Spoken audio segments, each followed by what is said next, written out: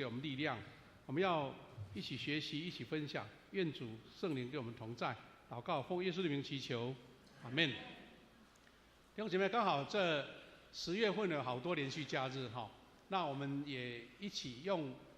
这个主题，就是带来恩典的言语系列来分享。那今天我们要做分享最后一个段落，就是用属灵的言语来成就上帝的梦想。那我们看有一个逻辑啦哈，那就是我们在经文等一下我们会复习，就是说我们这个用属灵言语来成就上帝梦想，我们大概了解它意思是什么，但是我们好像比较少有人来讲说上帝的梦想。上帝本来就是充满宇宙中，怎么有什么梦想呢？我们要稍微用人的角度去看这个事情哈。那我们复习上个礼拜，我们一起归纳我们这一次所分享的主题，就是带来恩典的原理当中，它是一个属灵的成长。我们一直在强调，这些都不是在我们手上看得到的、拿得到的、物质的、硬体的、第三度空间的，它是一个表面上看不到，但是确实存在的。就是我们从属灵的角度去思考，就是有思想、有信心、有梦想、有言语哈。那我们这1-2个礼拜呢，有很多重要的国际新闻了哈。一个国际新闻就是诺贝尔奖，有时候我们看到他们得奖哈，就只是知其一不知其二，就是好荣耀哦，好热闹哦。但是我们知道这些科学家呢，他们很多东西都是手上没有的，但是有一个梦想在，借由信心、梦想、语言去造出了，或是去发掘出了上帝创造的奥妙。无论是医学好，或者是物理也好、化学也好，这些东西都是实际上好像看不见，但是他们在他们心里面，他们的梦想看见了。因为现在我们的那个电子科学是一日千里，更是这一群人，他们借由神给他们一个意象、一个梦想所造出来。所以弟兄姐妹，我们知道这些好像在实体上比如说我学音乐，我学这个技术你是实际上看到你手能生巧，那熟悉的，这个都是完全在属灵的空间里面。所以我们要去看重它，去理解它，去掌握它，而且是拥有它哈。那我们这4个大主题当中，我们最后这个主题叫做言语。那原理里面，我们就是把前面那3个属灵的能力来灌注到言语上面，思想的言语、信心的言语。今天等于是我们最后一个系列的第4点，就是梦想的言语。那梦想的言语，我们之前是用操练、开发，然后第3个，今天我们用属灵的言语来成就上帝的梦想。刚刚我们就提到说，我们比较少讲用上帝的梦想哈，那其实是用人的角度去看了哈。好，那我们先做一个起头来做一个说明。上帝他是透过第4度空间来动工，他动工的一个管道就是梦想。圣经说没有异象，民就放肆。什么意思呢？人民没有一个共同的目标跟方向，人民就无所适从了。一个国家如此，一个教会也如此，我们一个家庭也是这样子。那有一个重要点是，上帝一定会透过赐给他子女有梦想。如果说你是一个基督徒，从来就没有梦想，那表示你还没有经历到神丰丰富富的应许。但是给你梦想，而且要借由这个梦想来动工，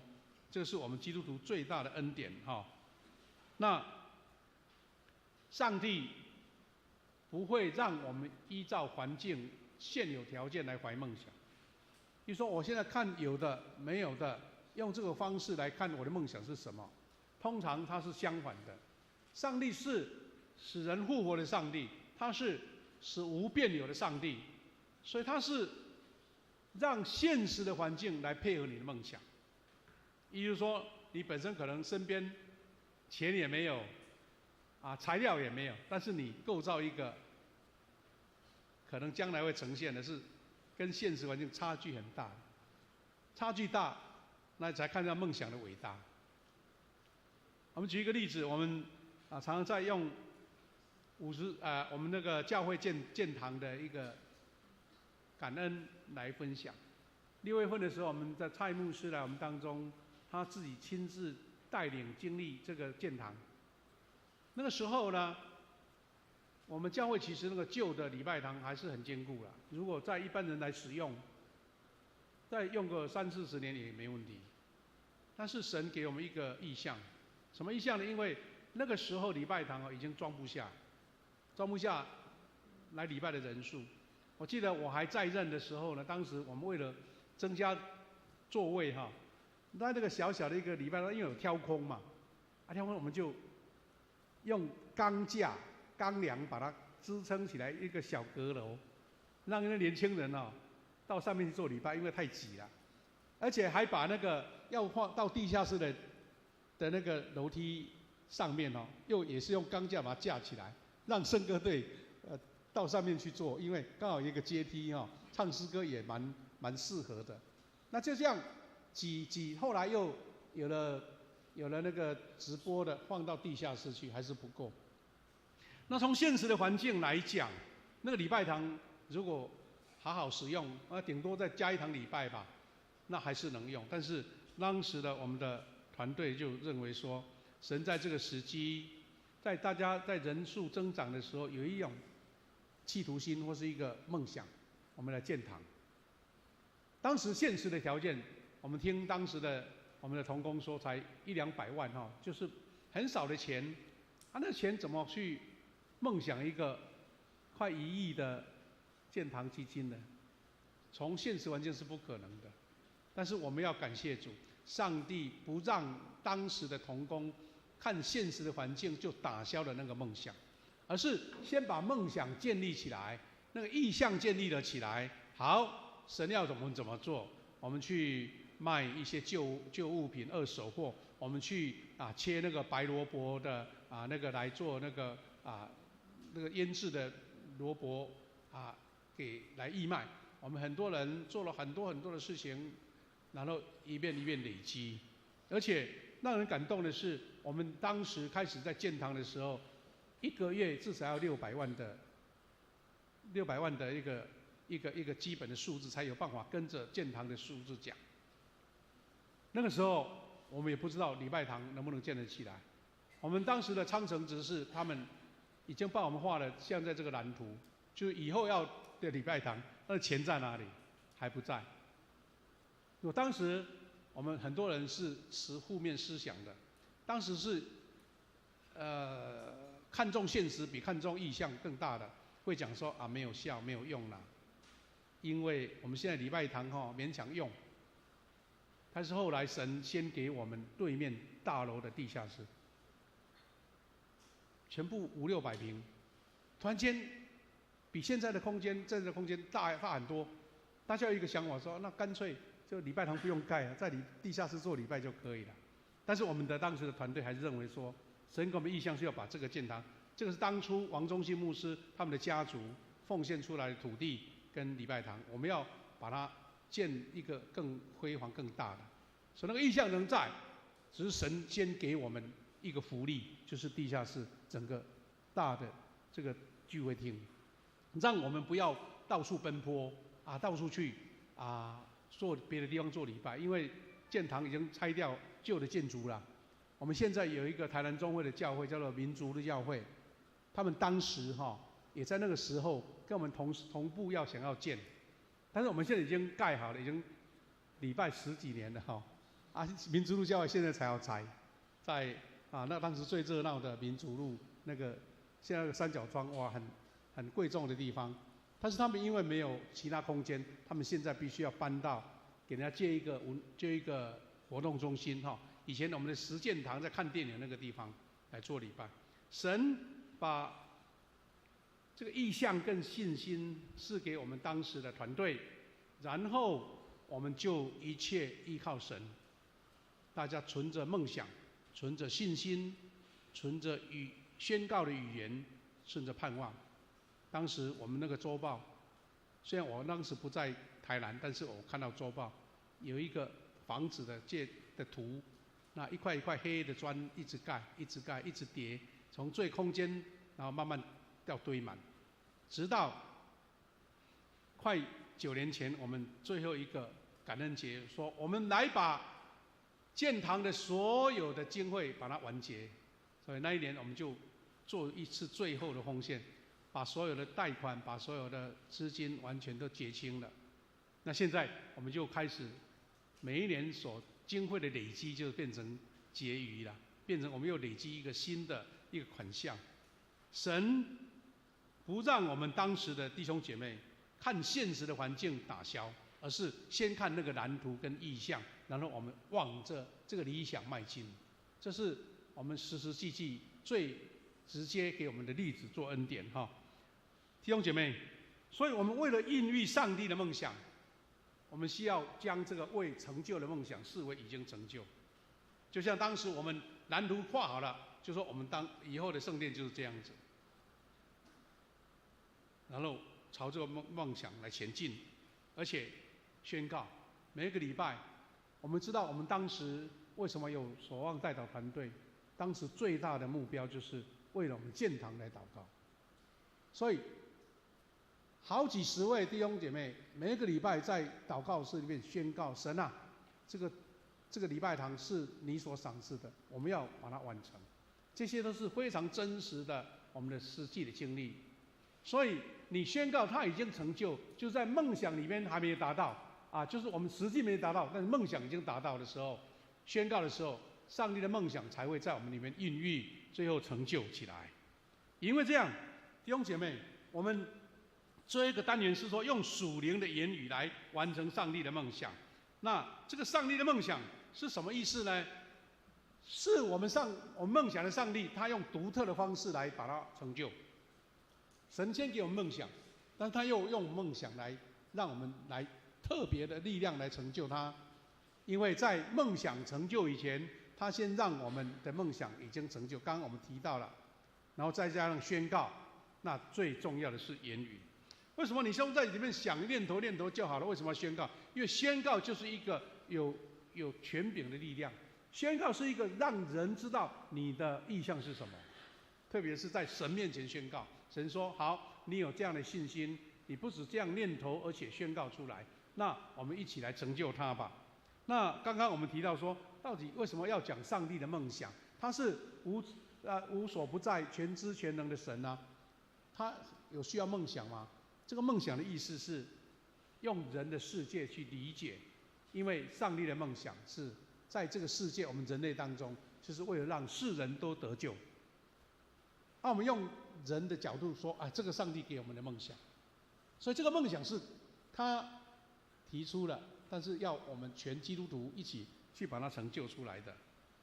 因为若是没有口里宣告，这个梦想就会消失。最重要的是为什么要那么多手续呢？神给我们成就不就好了吗？我想到了，那就成就啦。是因为我们宣告是具有权柄的，是有属灵能力的，因为我们要抵挡魔鬼的攻击。我们刚刚都知道啊，既然是第四度空间，是看不见的。你我在思想上酝酿，在信心上建造，然后在梦想上一直规划蓝图，但是宣告是为了要让魔鬼没有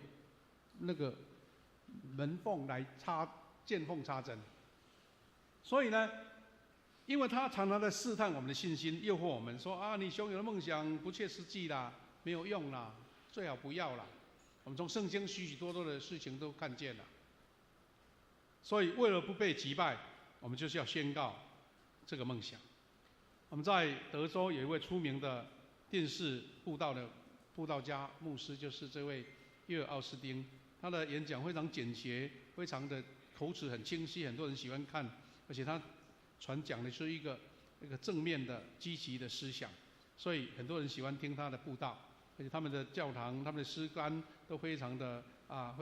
棒哈。那他讲过一句话，就约奥斯汀说，我们的言语在梦想成就的过程中扮演极为重要的角色。言语，因为言语会影响你的动力，影响你的这个思维，影响你的一个传递的意象的力量。所以他说，光只做白日梦，或是以信心的眼光来盼望还不够，是要宣告出来。上个礼拜我们曾经提到这位世界最大教会的牧师叫做赵雍基牧师哈。他上礼拜我们提到他的见证，他说他宣告要成为一位到全世界各地布道的牧师。他因为这样的信心宣告之后，他就努力，他没有说坐在那边做白日梦哦，他认真的学习英文、英语、日语、德语，然后他真的有办法去到全世界各地，他可以用这几种语言来交换，所以他传讲不用人家翻译，所以他就成为一位到世界各地，而且派了600多位宣教师到各地传福音的，是因为他当时的环境是非常的恶劣，没有机会的，但是因为藉由这样信心的宣告，圣灵就给他成就了。那我们另外一个赵雍基牧师的意象，他在1950年，我们上个礼拜讲说，在韩战的时候，整个韩国是非常萧条的，因为战争所带来的破坏是非常严重，而且他们是在境内作战的，对不对？北韩的军队，包括中共派过来的支援军，都完全整个把整个首尔整个韩国都踏一遍了。我们当时在日本2次大战的时候，我们当时是台湾是日本的领土是跟美国是敌对的。美军在最后太平洋战争的时候来我们台湾，特别是南台湾轰炸的不得了。一些老一辈的弟兄姐妹还有这个印象。当时最严重的就是高雄港，他把高雄港那些军舰跟那些船舶都打沉了，等于让你连船都进不来，对不对？交通都没办法。另外一个就是在冈山，因为当时我们冈山就有空军基地了，现在变成空军官校。当时的整个冈山都被炸的都土都翻过来，还包括我们台南，那个时候台南也是这个重要的都市，很多地区都被炸掉。所以在战后的时候，台湾也是一片百废待举。韩国比我们晚了几年，在1950年也发生了。在那种最恶劣的环境之下，赵雍基牧师成为一个传道，他跟他的岳母、他太太，还有包括两位弟兄姐妹一起创立了这一间，它叫做大藻洞的帐篷教会。那个时候是美军留下来的那个帐篷我们像美军要到外面打仗的时候，要有一个房子嘛，就是用很厚的帆布把它盖起来，然后他们就在那做礼拜。这位赵雍基牧师他说，当时在1958年开始的大藻洞，那个地方是一个到处都是芝麻田，我们这边芝麻大概在善化、安定那边才有，我们当时的富强教会附近都是甘蔗田。那他开始用帐篷来传福音，那个时候的环境普遍大家都很贫穷，但是他那个时候就存在了梦想。他说当时呢，到处都是稻草袋、帐篷、芝麻田，礼拜天没什么人，下雨。他说青蛙比人还多，青蛙跳来跳去。但是他说没有失去心中的梦想。当时他的梦想是说，面对这个苦难的大众，这些韩国的百姓，他要传全备的福音给贫困的、生病的、遭受冷落的人。这个梦想一直到我们后来参加访韩圣会，他在讲的道也是一直用这样的角度，就是传全备的福音。那就是用约翰一书里面这个出名的经文，他说是要传凡事兴盛、身体健壮，正如你的灵魂兴盛一样的福音。当时是有这个历史背景的，是因为百废待举，人民很失落，没有盼望，他就传这样的健康的福音、正面的福音，要拯救他们脱离绝望。虽然环境很艰困，同样在那个环境里面，他不只传这个全备的福音，他还存在的意向，面对下面只有5、6个人，他说要建立一间世界最大的教会，这根本是白日梦。很多人在笑他但他仍然心中存在着这样的力量跟信心。虽然有人嘲讽他，有人冷落他，但在帐篷教会的聚会当中，众人没有椅子，坐在稻草袋上面，他还是这样的勇敢的宣告。他后来这样宣告自己，从5人的开拓者，他后来建造了70-80万的韩国汝矣岛的纯福音教会。他们当时从西大门在市区搬出来，因为人太多了，要有一个很大的空间。当时最便宜的土地就是在这个汝矣岛。我们如果知道韩国的这个地理，你知道它是在汉江里面。你们知道，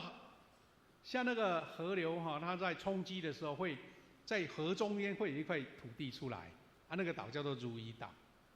因为当时土地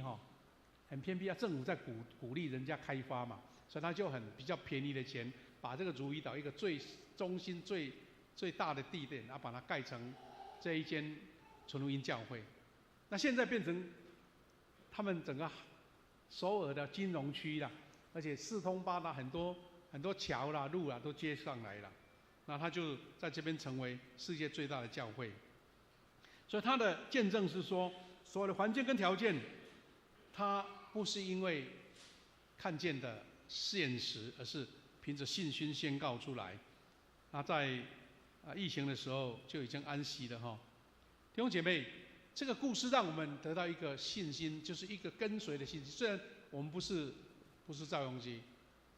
也没有他们那么大的能力，但是在你的生活、在你的工作、在你的家庭、在你的教会，同样都具备这样的属灵的力量，让我们去追求。这是他们最大教会用空间从空中造下来的礼拜堂弟兄姐妹，我们自己宣告上帝的梦想，他会透过准备好的人来动工。我也接受上帝满溢出来的福恩的梦想，我们要时常预备自己成为更大的器皿。我们即将在10月2号举行长子的选举，那我们都会跟这一群要接受选举的弟兄姐妹鼓励，神差派了你，就是要装备你，让你成为更大的器皿，有一天为主所用。今年我们特别把40岁以下的年轻的候选人放在一区，就是说，我们除了有一些很有经验、有社会经验教会服侍很久的，成为神的同工，我们也希望年轻一辈从年轻就开始委身在操练上面，因为我们都期待他们成为更大的器皿，为主所用。因为上帝是要透过准备好的人来动工，他不会随便抓一个人，好像在抓人丁一样。所以弟兄姐妹要向自己宣告，积极的言语是什么呢？不管上帝要赐下何种梦想，他一定是赐给那个有信心的人。你说你躺在那边一直做白日梦是不可能的，是有积极自我形象跟自信的人，因为相信跟期待上帝梦想成就的人，他会爱惜自己，他会努力装备自己。有什么样的操练，有什么样的服事的岗位，有什么样的一个栽培门徒的，我就是愿意去受栽培、受教导，因为我要预备成为神所用的。所以我们在幸福小组里面的一个非常重要的，我们的 slogan 名言是说，你不要这个很厉害才开始，因为你开始了就会很厉害。这个意思就是在鼓励说，我要装备到什么程度，我才能为神所用。我开始了神就会加倍力量给我弟兄姐妹，我们刚刚有提到有梦想，但是因为我们要这个是属灵的征战，所以我们要防备魔鬼的攻击。我们的幸福小组，我们的这一个建堂，我们教会的成长，魔鬼最不愿意我们认真。你说你要传福音，魔鬼说哇那不得了，你要把我的权势抢夺过去，那还得了？他所管辖的人，你要把他抢回去，抢救他的灵魂，那还得了？所以他就用尽各种办法来攻击你。所以我们要预备，要提防魔鬼拦阻我们梦想的成长。当梦想让上帝的众儿女合一的时候，他就开始要散布谣言，他是要瓦解你。其实我们都知道，魔鬼的攻击，我们好像看不出有什么具体的，因为看不见嘛，第四度空间嘛。但你稍微了解一下，我们现在台湾最大的这个困难或是挑战是什么呢？就是对岸给我们的什么认知作战，对不对？我们明明我们这边很好，他说很差，还用影音什么来打击你，让你没有信心。那问题就像这样，魔鬼的力量就是故意要见缝插针，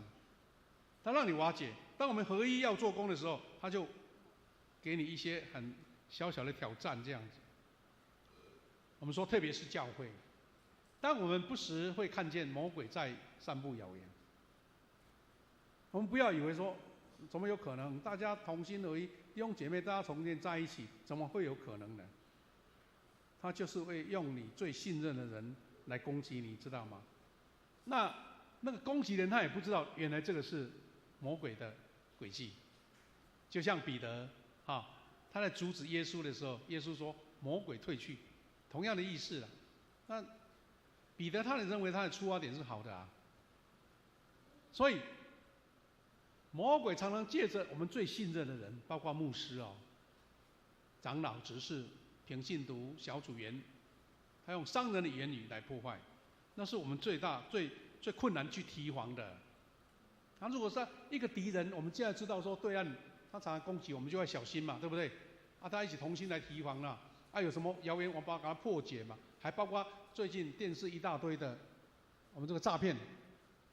防止诈骗的广告，他就让你说，敌人在这里，你要小心哦。同样的，我们在教会这个属灵的地方，我们更加防备。我们常常听到很多同工在推动幸福小组的时候，很奇怪，明明都计划好好的，就产生一些很奇怪的现象出来。有人车子被卡住了，会擦伤了，或是有发生问题了，甚至明明这位福音的朋友答应说好，我一定去，突然到时候说对不起，我塞车不能来，或者我家里有什么事不能来，这个事情是司空见惯的。那你不要以为奇怪，魔鬼就是见不得人好。所以弟兄姐妹，我们就说不要很天真说这个事情不会发生，而是说你用属灵的力量去看这件事情，也不是责怪这个人而是说那这个魔鬼的攻击来了。你知道我们当初建造教堂，我们说我们用我们的代祷团队，从那个时候是最大的责任，就是用守望，让我们的教会建堂不受影响，能够顺利来完成起来。那一个最具体的例子，攻击的例子，魔鬼攻击的就是在我们刚读的约伯记那我们先来看这一句，魔鬼通常会利用我们平时所信靠的人来迷惑我们，所以信靠的那才会让你没有提防嘛，对不对？如果一个你平常常常在敌对的人，他讲一句话你就知道要小心了，他用你最信靠的人来讲，让我们陷入。所以我们常听到一句那个谚语说：“良言一句三冬暖，恶语伤人六月寒。”那我们就知道那个语言的厉害在这边，因为那个家有魔鬼，魔鬼是加码在里面的，让人发笑，让人产生畏惧，让人产生失去信心、信任，都在这边。所以刚刚我们说那个约伯记的故事，我们刚刚已经读过了，我们就简单来回顾一下就是撒旦要攻击约伯，让他全身都生毒疮。那约伯严重到什么程度？他就在勒索这一旁，我们这个和合本是说在撒灰啦，可能为了让那些毒疮生来那个流那个汁液，那个灰稍微把它弄干净一点，而且还拿瓦片来刮自己的毒疮。那我们看到撒旦呢，透过他的妻子骂了一句很难听的话。你想，如果他的妻子这两个字不要出来，你会觉得人家骂他好像还大概可以理解。你到现在还持守你的忠诚吗？为什么不咒骂上帝然后去死？你不要看他妻子，这是谁讲的？竟然是他最亲近的人讲的。你说他的太太不爱他吗？不关心他的病痛，赶快好起来嘛。他是在某种因爱而产生某种这个信心瓦解的时候，魔鬼就借由他来跟约伯来讲这句话。圣经怎么说？圣经看到约伯回答：“你这个女人简直胡说！”上帝赐福给我们的时候，我们高兴；他降祸，我们要埋怨吗？他就已经理解到，人的这个世界是一个苦难、罪恶的世界。上帝有时候赐福给我们，有时候是我们遇到无法预料的魔鬼的攻击，所以我们不能这样埋怨。所以他讲了这句话说：“虽然约伯遭受各种痛苦，他仍然不开口咒骂上帝。”哇，一个遇到那么痛苦全身生毒疮的人，竟然他还守住这样对神的信任，那是值得我们学习的一个信仰模范哈。那所以我们从这一个事情，我们就可以有一个很清楚的理解：你身边最信任的人，最旁边的人，有时候一旦被魔鬼趁虚而入的时候，变成是你攻击你最厉害的时候，对不对？我们常常讲说祸起萧墙，对不对？什么意思呢？就是在你最旁边发生的常常害你人是你最亲近的人呢。包括我们看到很多历史的故事通常最大的敌人就在身边呢。我们也看到日本的战国的故事，一个最出名的故事叫本能寺之变。当时的那些所有的那个将军呢，以为要对外攻击，没想到竟然他自己的里面有人来叛变了。所以呢，我们从约伯记给我们的学习有这样子：魔鬼想让约伯埋怨上帝，但是他并不以口犯罪。魔鬼用进入他妻子的心里，透过他的口来攻击他。太太的口，当然先生知道说这是我旁边的人啊，但是讲出来的话是魔鬼的话，那才可怕。还有，我们也看到这个有一段地方我们刚刚没有看到，就是第2段，约伯仍然没有犯罪，撒旦完全输给了约伯，因为约伯没有任何的空隙让他攻击，所以约伯自始至终都在上帝面前持守纯正，而且全心敬畏神。弟兄姐妹，借由这样的提醒，我们要在努力了，无论在教会或你信任的当中，我们要用祷告，愿神来遮盖我们。刚刚我们提到说语言的变化，上帝的梦想，其实用人的角度去看，神愿世人都得救赎，都归正。那我们在团体里面也要说这种鼓励、称赞、感谢和充满爱的言语。我们富强教会常常在提醒我们富强教会没有说比别人厉害、别人强，但是我们要追求成为一个用言语能造就人的教会，用称赞、感谢、充满爱的语言，在团队在上帝面前同心合一，迈向梦想成真。因为神那个魔鬼最容易攻击的点，就是让你不同心，让你不团结，让你两个人意见都很好，但是对立的。你讲的头头是道，我讲的很有理论，好了，两个人冲突了。你知道吗？很多教会人才济济耶，但是奇怪，越厉害的人越容易成为对立，然后你讲一套，我讲一套，就不合一。所以你好的构想，到最后是败在自己的人身上，那是多可惜呀！所以我们不只是看见自己的领受，而是我们要去尊重别人，看见别人的意向。所以讲同心合一、称赞赞美的话，而且我们还要尊重他人的梦想。我们不要一下子用自己的角度跟察觉就否定了对方。也许可以听听他讲说，你为什么会有这种想法？在小组里面是这样，在我们的特别是幸福小组要传福音的模式里面，还有包括我们现在要庆祝50喜年，那是多大的一个工程啊！我们在2年前就成立了小组，成立一个筹备队，我们一直在讨论怎么样是让神的恩典透过我们庆祝50喜年，让神的恩典在更大的彰显。每位弟兄姐妹好像就是一个2.0升级了，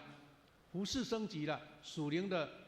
这个思考更升级了，我们的服事的，还有我们的这个信仰，包括我们同工、我们事工都更加升级，这是我们最大的期待。所以一起经历梦想跟神迹是最大的。最后一个是我们要来实现上帝的梦想。怎么实现？上帝他能做任何事，但是他要透过你来完成。就像我们训练一个孩子，我们训练一个球队，也许这个教练很厉害，他自己下场还更好，但是要训练你成为一个最好的选手。上帝也愿意这样子，他可以成就任何事，但是他要你来一起成就上帝这个梦想。所以上帝我们在我们的身上有又大又奥秘的梦想。什么梦想呢？他为我们预备了救恩，透过耶稣基督来完成这个梦想。他也梦想全人类可以从最终得到救恩。用人的角度去思考神愿意这个梦想能实现，而且是全人类得救恩，但是要借由你的口、你的手、你的邀请、你的心、你的祝福，带领人归向主，进入上帝的国度，享有永恒的生命。一个小故事说到传福音是何等的重要。我在年轻的时候，大概跟我这种年纪的一个读过这本书，就是诺曼文森皮尔博士所写的，叫做《人生的光明面》。这书当时流行到一个地步好像印了好几十刷就对了，因为他的故事很简单，而且非常激励人那这个故事是讲，因为这文森皮尔博士他自己的感受了自己的感受。那我们先看这个图他在讲这个故事的时候，他怎么说呢？他说他的爸爸原来是一个医生。因为这文森皮尔已经大概过世20-20年了吧。他的爸爸在早前那个时代，经济什么电灯啊、汽车都还没有那么发达的时候，他的爸爸原来是一位医生了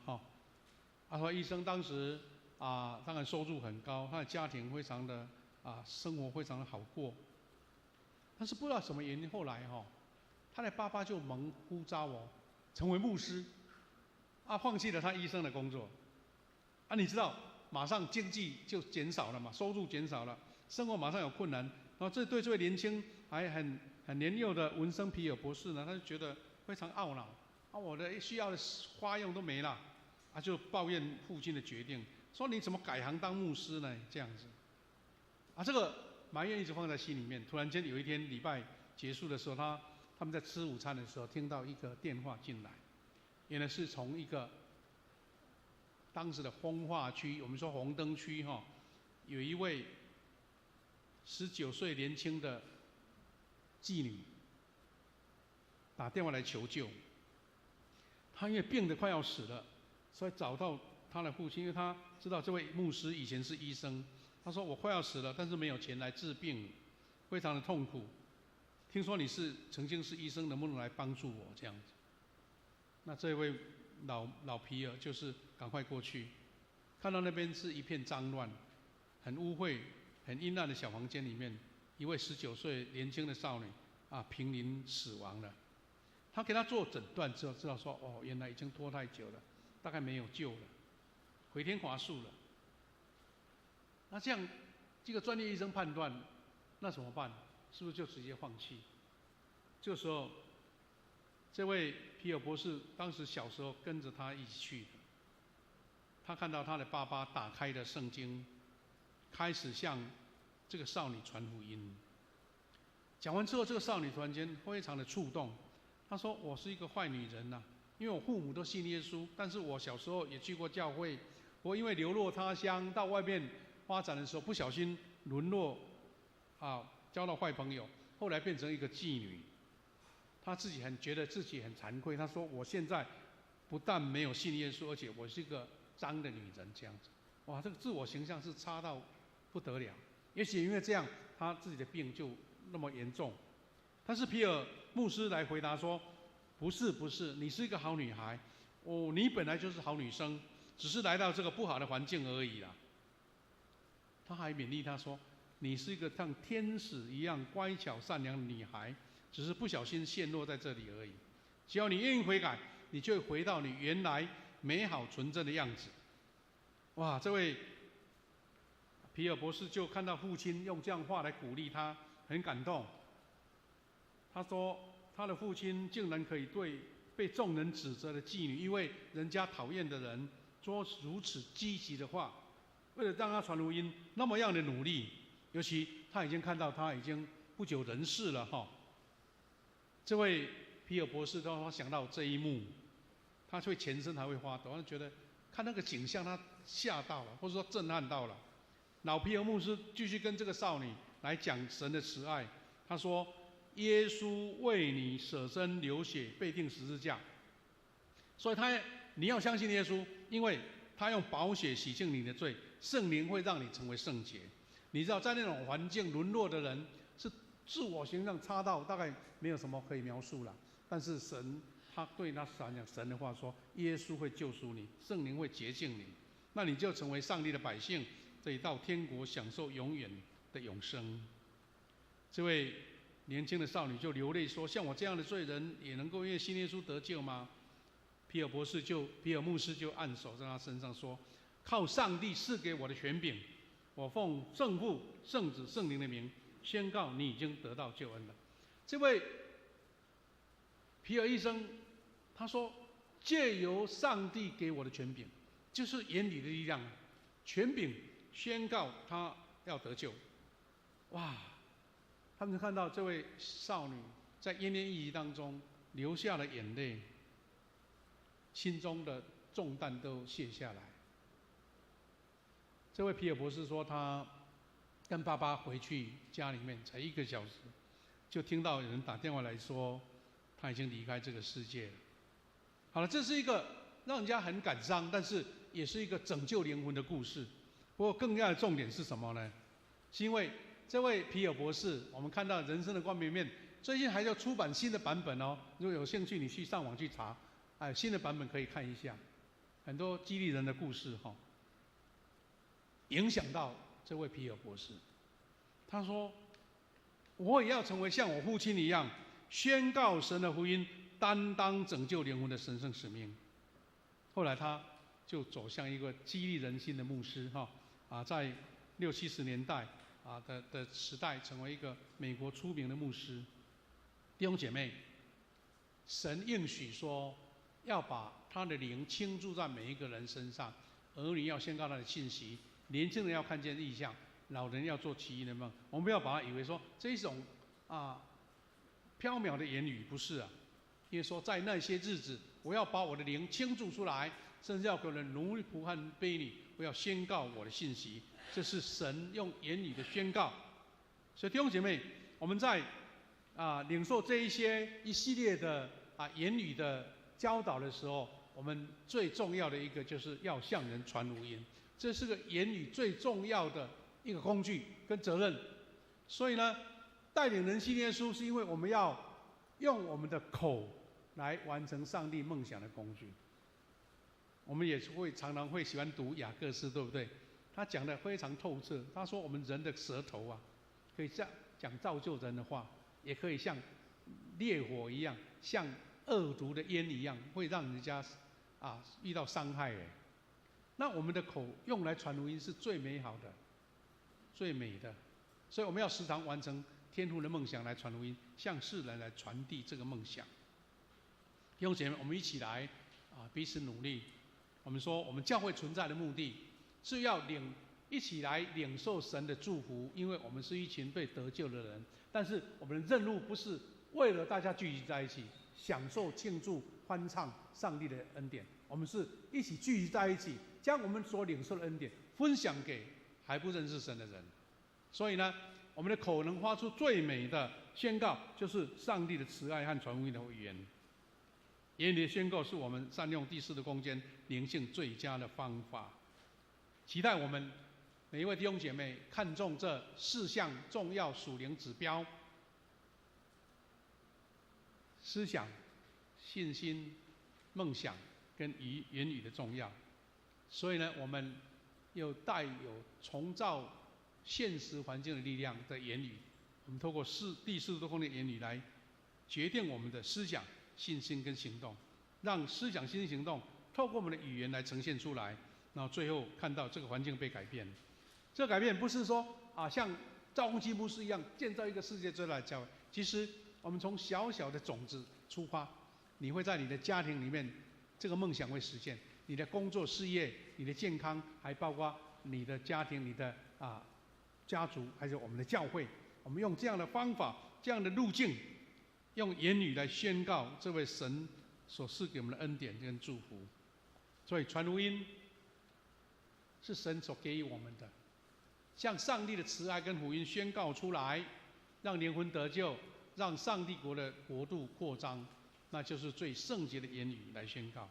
上帝要用我们的口来完成伟大的梦想。感谢主，弟兄姐妹，我们借由这4项属灵的恩典，我们一起来建构一个在主里面，我们常常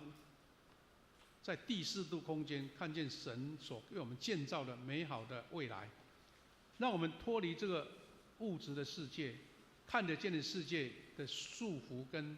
羁绊，而且看见神在第4度空间给我们的思想、信心、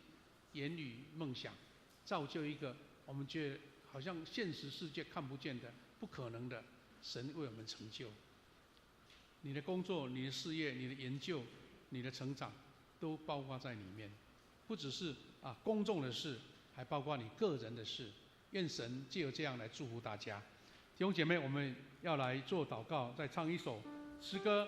用这首诗歌来回应神的恩典。我们坐着唱，主你是我的力量。如果同工有麦克风。